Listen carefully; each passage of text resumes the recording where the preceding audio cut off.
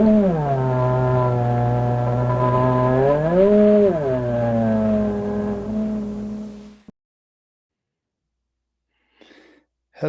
and welcome. Today we're going to do a deep dive into Hela.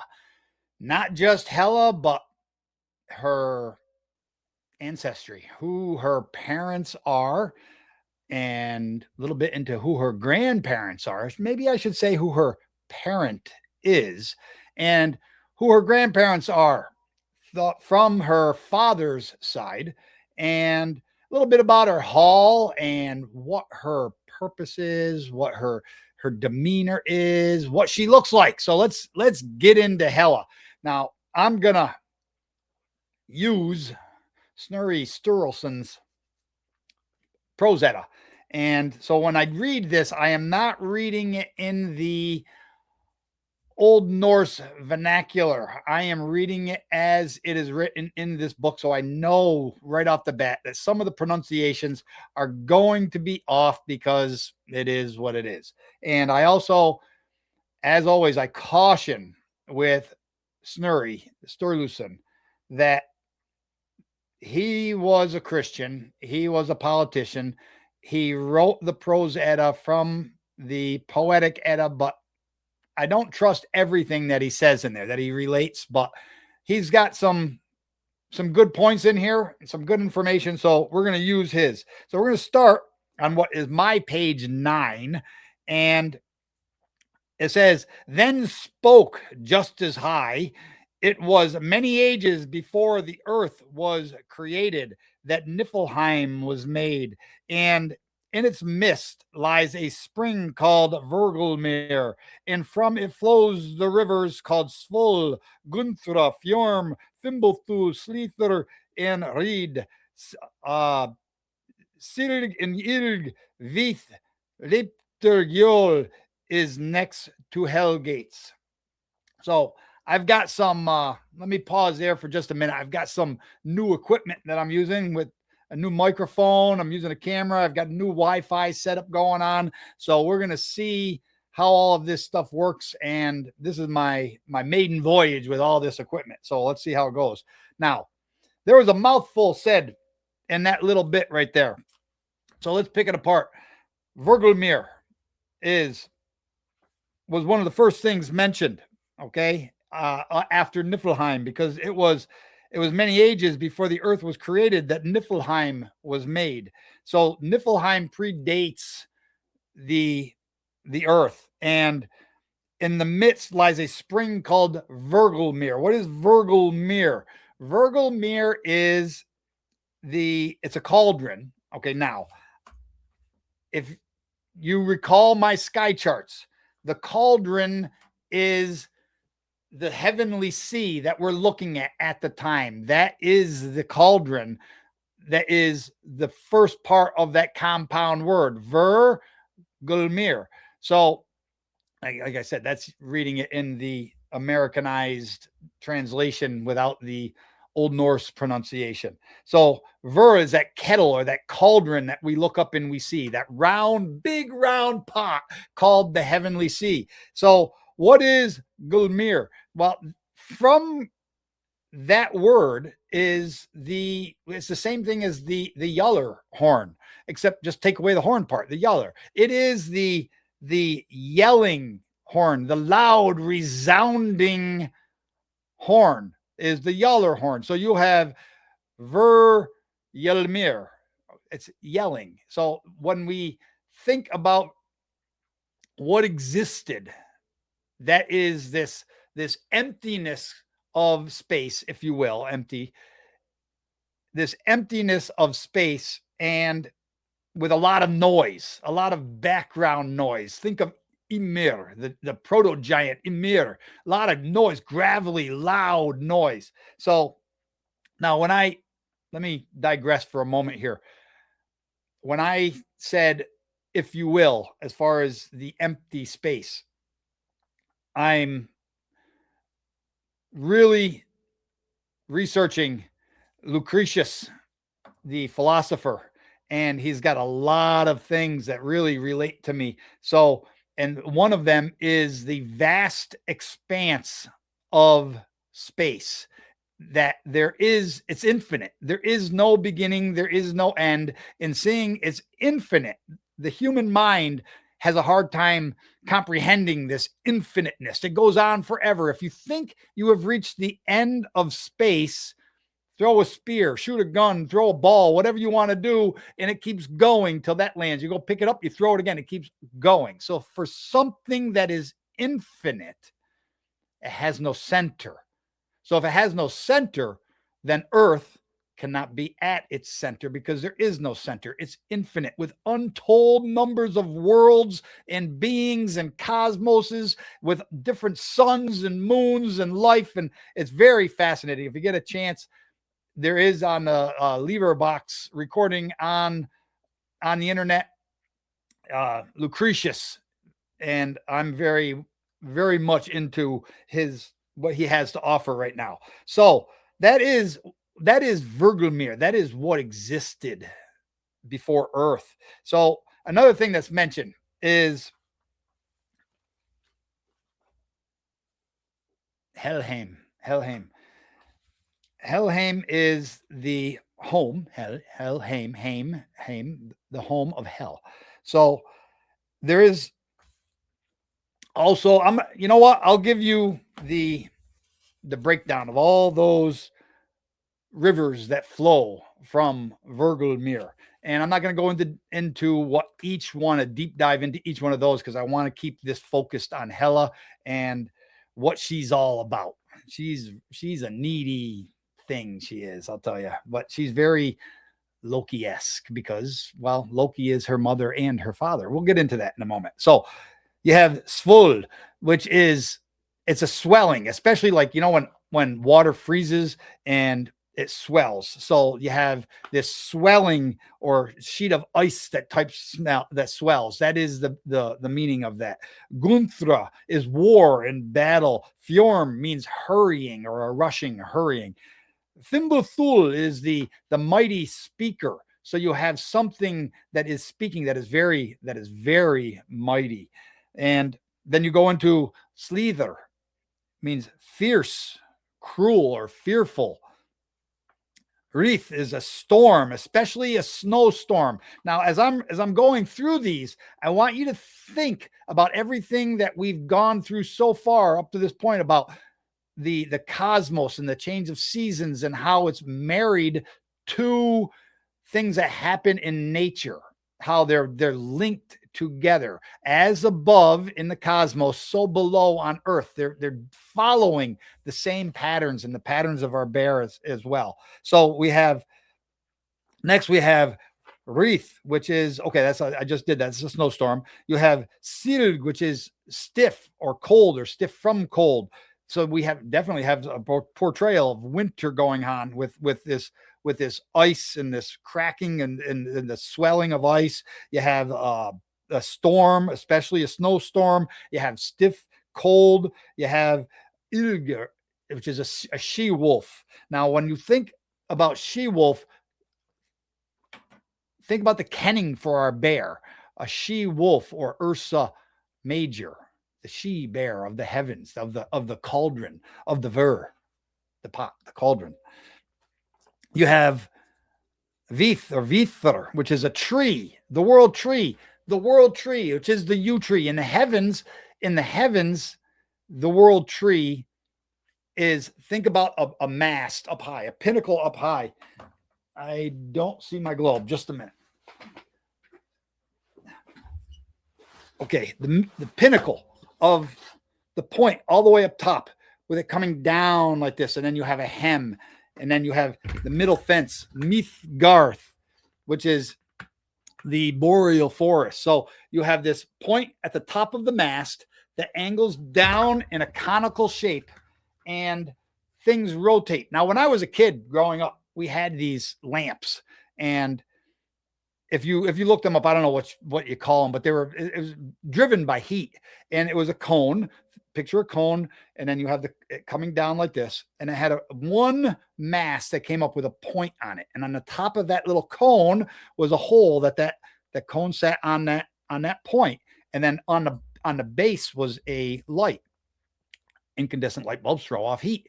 You turned it on, and as the heat rose, there was little slits, little whatever shapes carved into that cone, which was usually made of metal, and those slits would turn and rotate that cone. Just like our world tree, just like our cosmic tree rotates. It's a U tree that rotates on an axis called the famous roof beam or the mast. So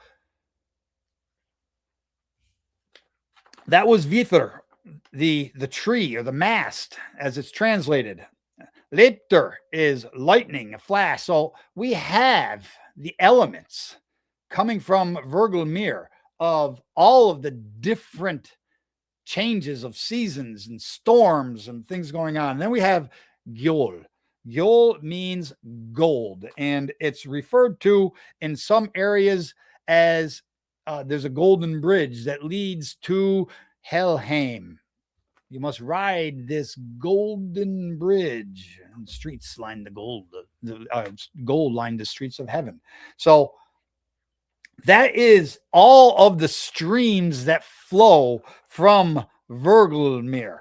So Helheim is the home of hell, and Hela, however you want to pronounce it. Some people pronounce it with the A on the end. I'm going to do that from now on through this video. Hela, so you know I'm talking about the being of that is Loki's daughter. So in my version of the Prose Edda, we're going to pages 26 and 27, and I'm going to read a little piece to you here. I just want to make sure I'm on track. I've got notes so I didn't lose track. So before I read 26 and 27, Nifl for Niflheim and Niflhel. What does Nifl mean? Nifl means fog or a mist. Remember that to find out what kills Balder, the pinnacle on the milestone, the summer Yule, midsummer, is his name. Loki changed his name into Thok and he used a disguise as an old woman. I've covered this in a different video. We know Thok means fog or mist. So Loki disguised himself as the very thing that could kill a bright shining light, and that is fog or mist. If you think about a heavy foggy morning, sometimes it's until noon or close to it, before or after, on either side of that midday point, before a heavy fog will burn off. It conceals the sun, it hides the sun, it kills the bright white shining light that is Balder. So when we look at what Niflheim is, it is a foggy, misty home where things are dim. Things are not brightly illuminated. You're in a haze. So Niflhel is the same thing. It is the fogginess of that location called hell. Hela's domain. It is, and hell is related to us as the lower hell. And if I can revert back to a not specific Bible verse, but something is conveyed in the Christian Bible, is that the meek shall inherit the earth. And that's a point that I will be returning to. So we're going to look at now pages 26 and 27 because of my Snorri Sturluson Prose Edda book. And I'm just going to read a few points here because it describes Loki. It says his name is Loki or Lopt. It doesn't really describe him. It talks about him. Son of the giant Forboti. Laufey or Null is his mother. I'm going to get into all these. Son of the giant Forboti. Laufey or Null is his mother. Belist and Helblindi are his brothers. Loki is pleasing and handsome in appearance, evil in character, very capricious in behavior.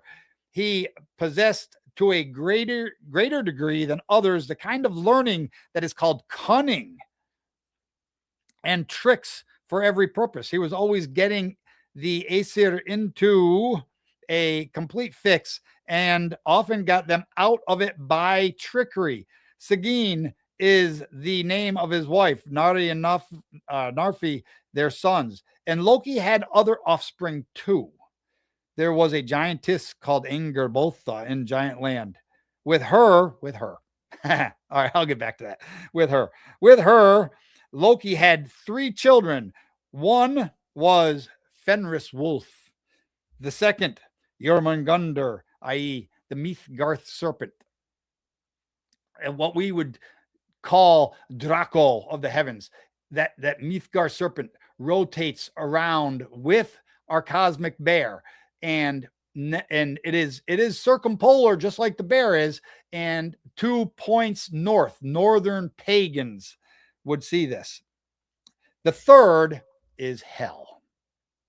And when the gods realized that these 3 siblings were being brought up in Giant Land, and when the gods traced prophecies stating that from these siblings great mischief and disaster would arise from them, then they all felt evil was to be expected from them. They're offspring of Loki. Of course they would be.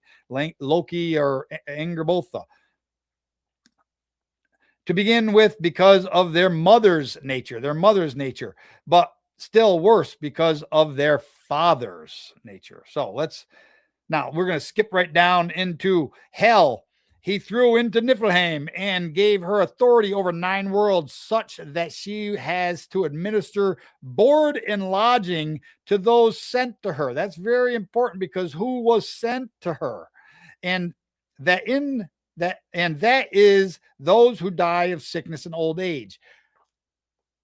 I'm going to return to that point, because this sickness and old age mentality is not the literal sickness and old age that you would think of. She had great mansions there, and her walls are exceptionally high and the gates great. Her hall is called Éljúðnir. I've got that written down. We're going to get into what that means as well. Her dish, hunger; her knife, famine; the servant, Gaglati, serving, okay, blah, blah, blah. She is half black and half flesh colored. Thus, she is easily recognizable and rather downcast and fierce looking. So that is a little bit of Hela. We're going to now just talk about that for a few minutes, because Hela is exceptionally beautiful. And this is an AI generated image, and I have to use it because it says when I was trying to go the different avenues, it kept on telling me that I violated community standards. So when I think about the picture they're painting with Hela, what pops into my mind is a skugsrå in Swedish, or a huldra in Norwegian. It is from the front, you see absolute beauty. And then when the skugsrå or huldra turns around, we'll just use skugsrå, streamline this a little bit. When the skugsrå turns around, it is death and decay in the backside. Some depictions, like both of them, in some depictions, Norwegian and Swedish, will have the backside have a cow's tail. In Swedish, she could have a fox tail instead of the cow's tail. So, but it's always from the front. She's stunningly beautiful, and then from the back, it's like a rotten log on the top, all decay and death and moss and mushrooms and rotten wood. And so what I find almost comical in its irony is that when we envision Hela, the split as seen on the screen here, the split is always up and down. It's always vertical split. Why not vertical split this way? Because just like the skugsrå and the huldra, it's split this way. and the appearance, the forward appearance is stunning, beautiful to lure people, especially people who violate things in nature, especially things that if you give the Skugsro your name, you're doomed. If you violate certain laws and aspects of who the spirit, the spirit of the forest, the Skugsro is, then she lures you away to potentially to your death. So that is who. Now, one other aspect, and this is you can't type these into an AI generator because you run up against a stone wall. The other way is, what if she's not split vertically but horizontally, and the top portion of her is stunningly beautiful, or the bottom, whichever way you want to flip it, and the other portion, the other half, is rot and decay and death.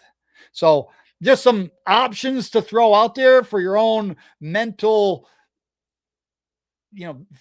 imagery, or your to think about inside your mind. Things don't always have to be how other people present them to us. There are a multitude of different ways, and Lucretius has really helped open my mind to this, as others in this one book that I'm reading.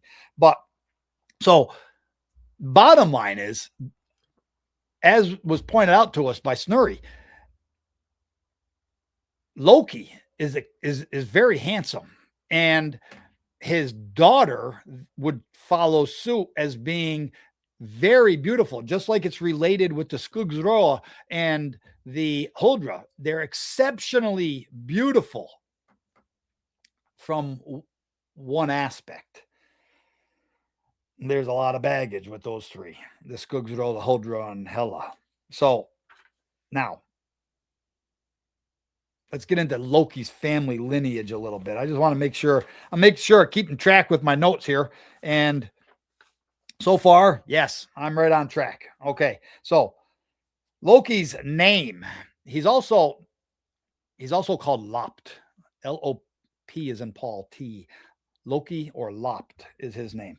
So what does Loki mean? Loki's name means a lacking sickness, a loathing, almost like a self-loathing, almost like what you find if you walk into the doors of any Christian church. You find this loathing of self because they're not worthy without their sand god, their invented deity called Jesus, who must correct their own unworthiness. This is that Loki loathing. So it's a lacking sickness. Now remember, the people who go to Hela are sick. That's important to remember. So that is Loki, what his name means.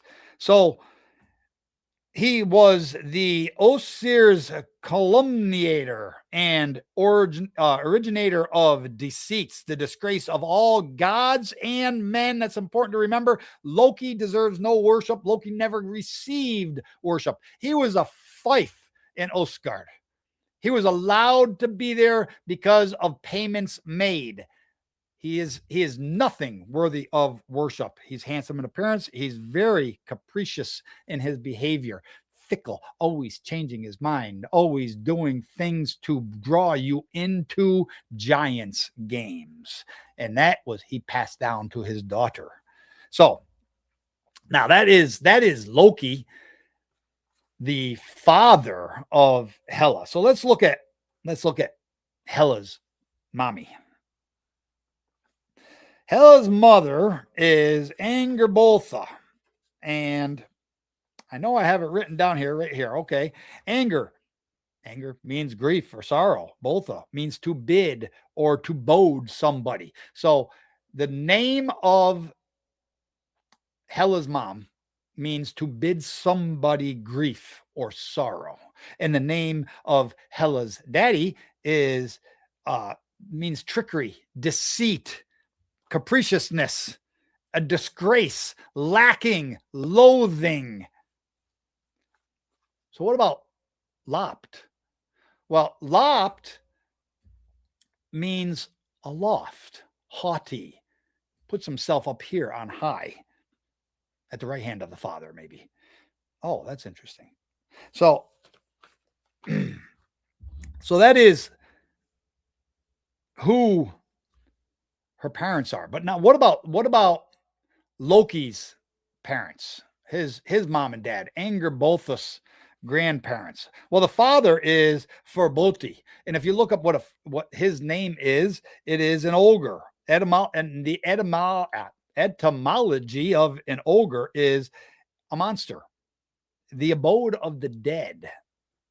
So you could see why Hela was received that as her home based on who her father was. Patriarchal lines, taking over the family business. So her mother is Laufey or Null. And or if you put the accent over the A, it would be Knoll. So what is Laufey? Laufey means it means a leaf, but when you look up the etymology, it's more than just a leaf, like a leaf on a tree. It means a thin strip or something that's peeled off. So it's more than just a leaf, but it's to strip away. So you're stripping away something with the name Laufey. Now, interestingly enough, when we think about what the Abrahamic cults did when they came into our northern pagan homelands and what they did to our ancestors is they stripped certain things away. They tried to strip away culture. They tried to strip away the family, folk, and frith aspect of being. They tried to strip away valiancy, that spirit that shall never die. And what did they insert instead? This craven born, this I need a savior mindset. They stripped away everything that was get off your knees, and they indoctrinated into get on your knees because you're a worthless worm without being on your knees. So that's stripping away. So what about null? That is translated as it's a needle. So when we look up the etymology of needle, what does a needle do? But it sews. And it back when the sewing machines back then were, what were they? They were spinning wheels. So you could spin a tale through Noel, the mother. Any tale you wanted to spin. Remember, deception is Loki. So this stripping away, inserting something that was never there through deception, and spinning something new, sewing something entirely new into our culture that is self-loathing, but perceived as a loft. So that is Loki's family lineage. And so going back from Hela to Loki to Angrboda, the parents, and then the grandparents through the father's side, that is what we see. On the mother's side, it is giant kin. It is giant kind with giants games. So Loki gives birth. How does Loki give birth? Well, he is androgynous, because if you recall from the lore that Loki changes sex on multiple occasions. First, when he's bound in the cave, he had changed sex to a salmon, if you remember. A salmon is the symbol of femininity and proclivity. It is a symbol to northern pagans of wisdom. So he turns himself into a salmon, which is a symbol of the feminine. What else did he turn himself into? He turned himself into a female horse, a mare, and then gave birth, after turning into the mare, was impregnated and gave birth to Sleipnir. So there's twice.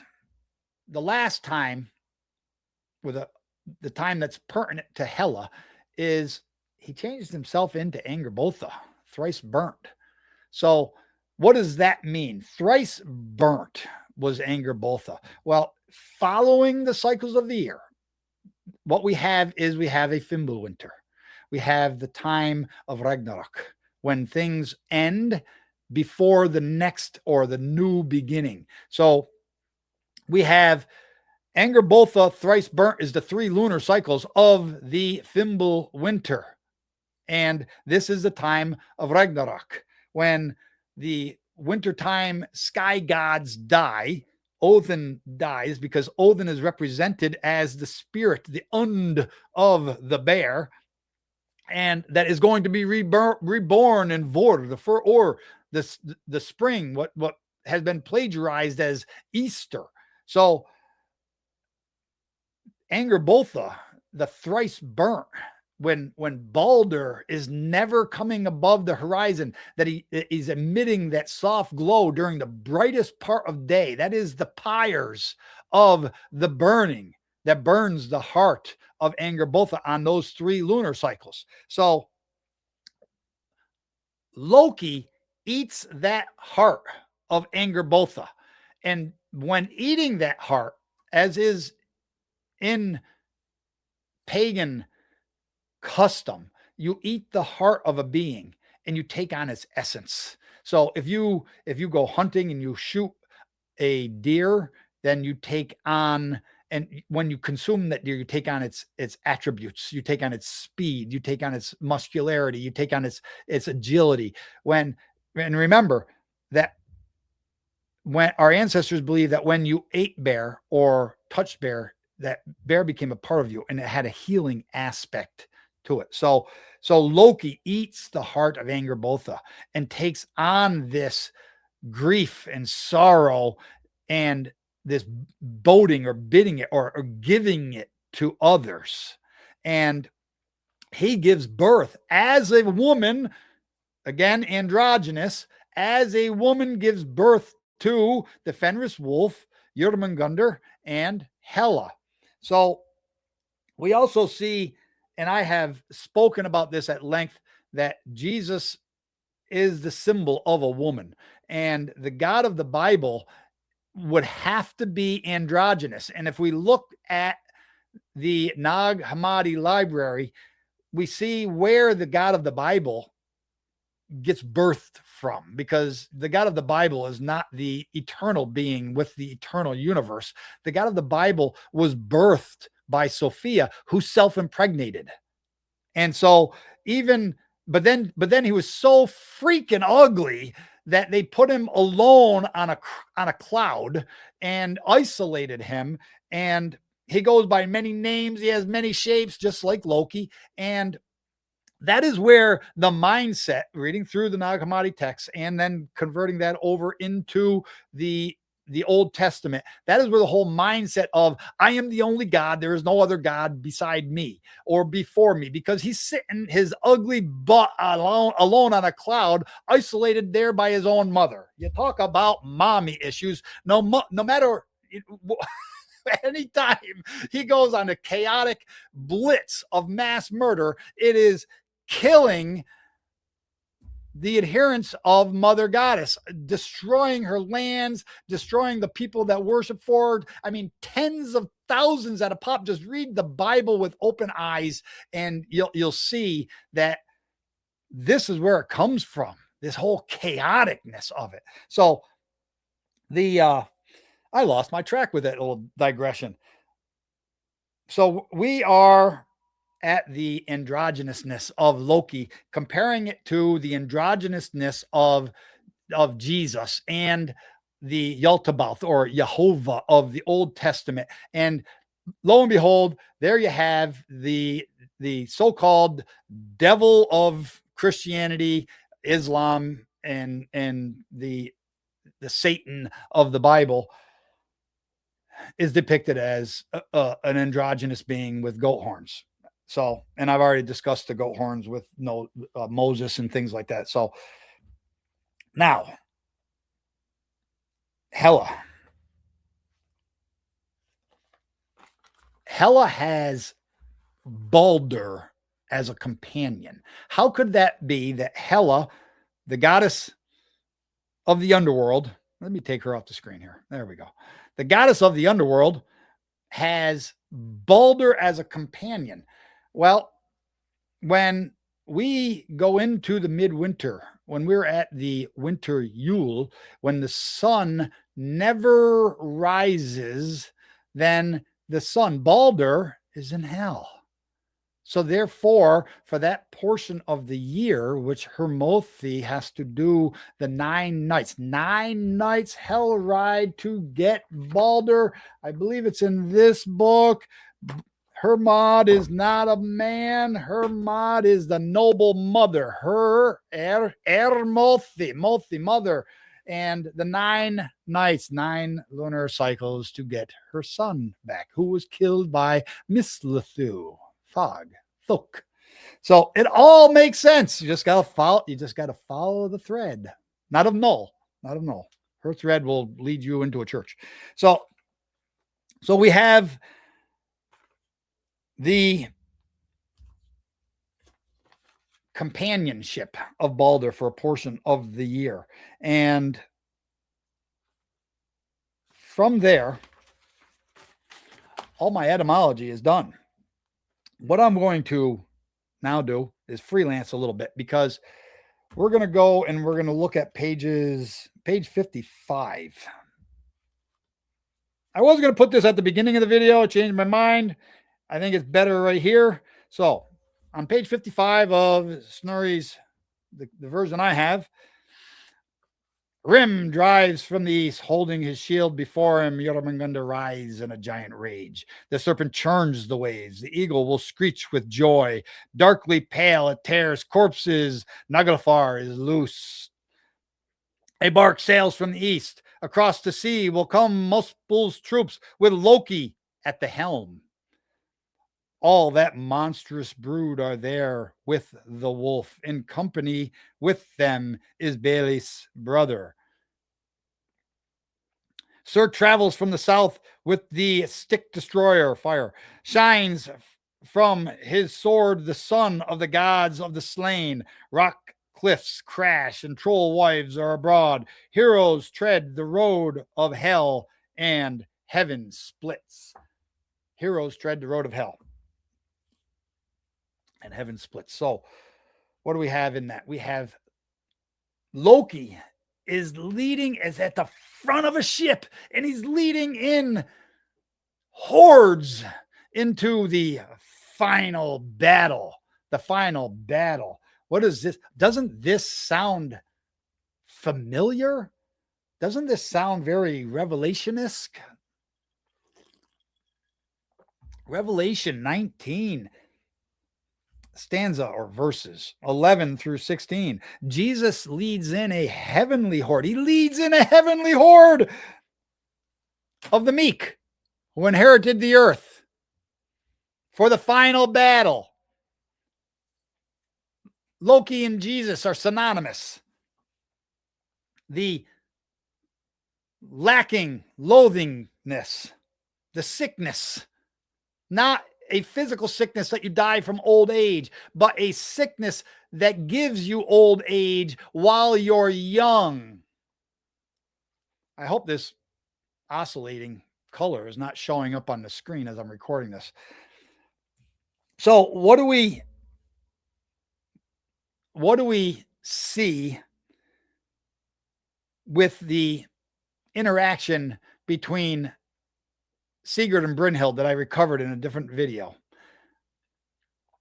In Sigdrifumal, stanza 20. Now, Sigdrifumal, just so you're aware what that means. Sig means victory. Driv means driver. And mol is speech. So you have the words of the victory driver. Okay, that is Brynhild. Words of the victory driver. Sigdrifumal tells Sigurd to choose. Now shall choose all thou choice announce. Speak it. Speak your choice. You can't just make a choice and be quiet. You have to speak your choice. All thou choice announce. Sharp weapon, maple tree. That is Sigurd. Speech or silence, have thyself in thought. All who harm, charge. That's what I'm doing right here. I'm charging the Abrahamic cults. I charge you with infesting, corrupting our culture, our strength, and our valiancy. That is the lacking sickness. That is the self-loathing. That is Loki. That is bidding and boding that on to other people, that grief and sorrow. How does Sigurd reply? Stanza 21. Sigurd replies, I shall not flee. Though I know of many cowards, I do not exist with craven born. Your belief in our old gods, key right there. Your belief in our old gods will I entirely have so long as I live. Why is that important? Because you can't just be a valiant Christian. There are strong Christians. There are strong Muslims and Jews or Hebrews or Islama people. You can't just say, well, I'm a valiant person. No. As soon as you lose the belief in our old gods and you allow yourself to fall to your knees in subjugation and servitude to someone that you think needs to save you from your loathing behavior, you worthless worm, you are craven born. You can lose that by returning to the old gods, the gods of our ancestors, the northern pagan gods and goddesses of our ancestors. So that, if you want to read it for yourself, is in Northern Paganism Poems, Sword of Glory. This is what Loki gives, but Hela is there to watch over the hordes. She babysits them until Loki or Jesus comes back for the final battle. That's not really a literal final battle. We understand that. Okay, so now one thing about Hela as well is she's also called Laken. Now, in the Scandinavian languages, it's spelled different no matter where you go, whether it's Norway or Sweden or Icelandic speaking areas. Laken means to play, and it's not a like playing a game. Or that spela is that you have to play a game. You spela football. You play football. You play what we would call soccer. Her name means in a trickery way. Same as Loki. See, she gets that from her daddy. This deception, this playing games, these giants games to deceive. So that is how how Hela is also referred to, these games to delude people into what? Into that I don't know, that she's a beautiful woman. I don't know, that she's can lead you down a wrong road to believing that you need to subjugate yourself to wash away an original sin that had nothing to do with us. An original sin. Think about that. An original sin. As a matter of fact, Ethan Allen, in this one book that I'm reading, Ethan Allen was talking to a pastor. You know, Ethan Allen from the Green Mountain Boys of America's founding was talking to a pastor and said, wait a minute. I'm paraphrasing massively. He was talking to a pastor or a preacher and said, wait a minute. You're saying there was an original sin that I had nothing to do with and that I'm being held accountable for.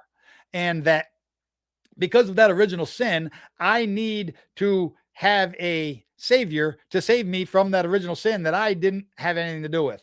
And exactly, that's the whole premise behind the Christian belief, is that original sin. So if you acknowledge that, well, wait a minute, that original sin may have applied back there in that fictitious garden, but I didn't have anything to do with it, then I don't need a savior. And if I don't need a savior like my ancestors did before the invention of Jesus or any of the Abrahamic cults that my ancestors didn't even know about, that if I don't need that savior, then I don't need a church. And if I don't need any of those, I don't need you, preacher man. So that was just another digression. That was about Ethan Allen, the Green Mountain Boys. And I've got a video coming up on Saturday evening that I'm going to get into that a little bit, because there are some things about magic and the runes that I'm going to do a little revelation on, if you will. So the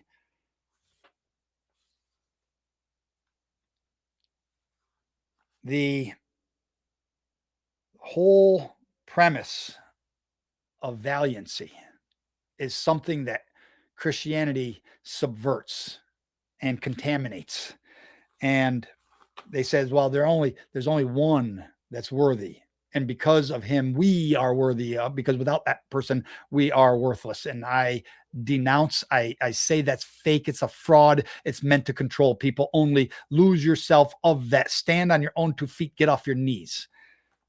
Go back to the old gods, like my daughter said in that one poem that I read in the previous video. So how do they deal with this? How does the Christian mind go through its mental gymnastics to deal with this? Well, it's called Pascal's wager. And what it is if what they say, if I am correct as a Christian, then I have heavenly bliss awaiting me. Whereas if I am wrong as a Christian, there's no harm, no foul. In other words, if I have belief, I have infinite rewards. But if I have disbelief, I have infinite hell, infinite punishment. Their hell, not Hela and Helheim.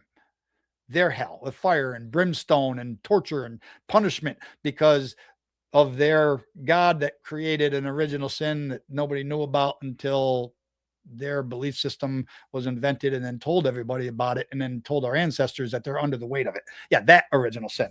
So the problem with that mentality, and it's a problem that defeats everything, and it negates their whole mindset, because the problem with Pascal's wager is, if I'm wrong, I have nothing to lose. And that is where they are wrong. You have everything to lose, because you pass on that mindset of loathing, unworthy behavior to your children. It is called Erlog, out from law. Erlog. Wrong one.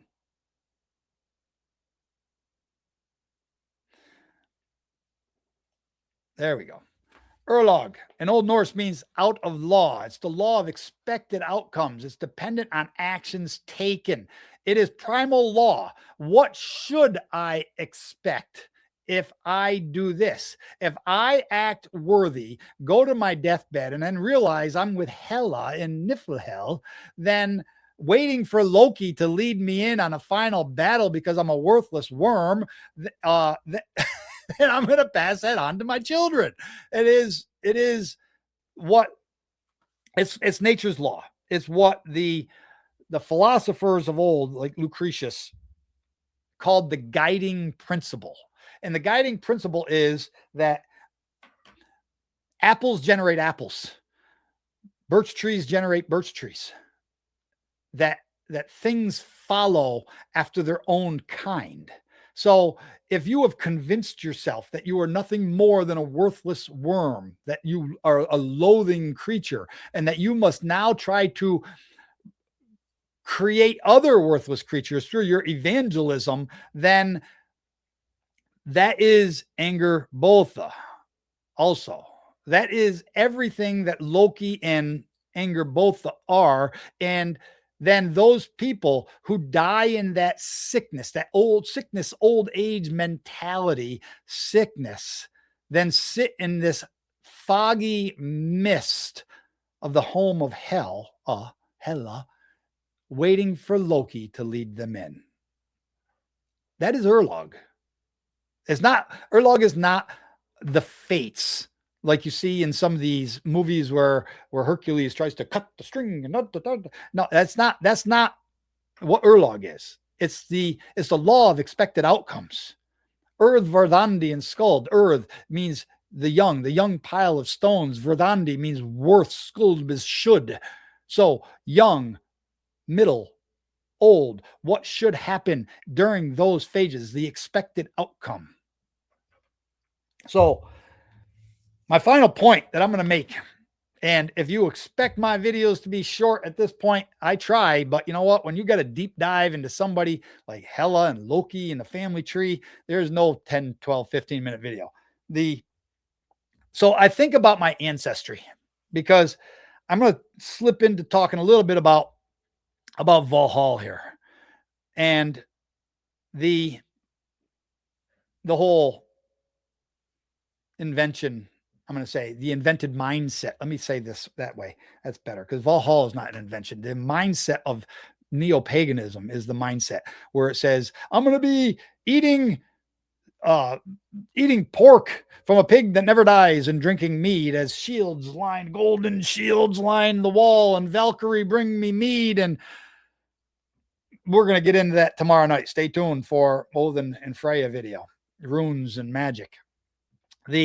That's at 6 p.m. The Valhalla. When I was younger, I always used to say, I don't like to tell my stories, because it almost felt like I was being braggy. I like to listen, be like the silent person in the back of the room, listening to other people tell my stories, because sometimes they got embellished on. Other times they didn't, and they were still good stories. But those will disappear.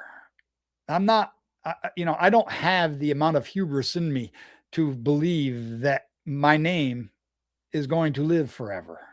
What will live forever is my offspring. Not specifically, not literally, but what I pass down to them. That valiant spirit. That you live by merit, you live by deeds. You stand, you don't kneel. As long as I pass that down successfully to my children, and they pass it down to their children and their children's children, and so on and so forth, that valiant spirit never dies. It never dies. Just like Brynhild told Sigurd, that valiant spirit never dies. Because when I think back to my Norwegian and my Swedish ancestry, my Germanic, if I think back to all of my ancestry, I don't want to eliminate anyone. If I think back to them, they're nothing more than a shadow. If I could find them in the tree during my research, they're a shadow. I don't know what deeds they did, just like my deeds will one day be forgotten. So does that mean that my valiant deeds today will be in a Niflheim of tomorrow, of a time frame where I am nothing more than a line on a family tree someplace? And I think not. I think the whole premise behind that whole strength of valiant deeds, of the valiant hall from which we get rebirth, that rebirth from Valhalla of valiancy, is that passing it down through all of our posterity into the future. Ooh, that makes my screen go crazy. So do we literally come back? Will I come back 4 generations from now as somebody who kind of faded off in memory and embody that person? Well, now we're getting into spiritual things, and that is going to be something that each person is going to probably vary their opinion on. I do believe in metaphysics. I do believe in the concept of we've always been in the water. And that is, there's a good video. I'll put it in the description to this one. And it's called Hacking Reality. It kind of destroys the whole string theory of things. And we've always been in the water. We always will be in the water. Are other realms happening all at the same time? Maybe I'll get into that in tomorrow's video. This one is almost 55 minutes. And so I am going to leave off right here. Please comment below. Maybe I should have said this earlier before everybody started getting a little seat sore, but please comment below, like the video, subscribe, share it, because the way this information, the way this knowledge gets out to others is by those things happening. Thank you. And until next time, or tills nästa gång, good health.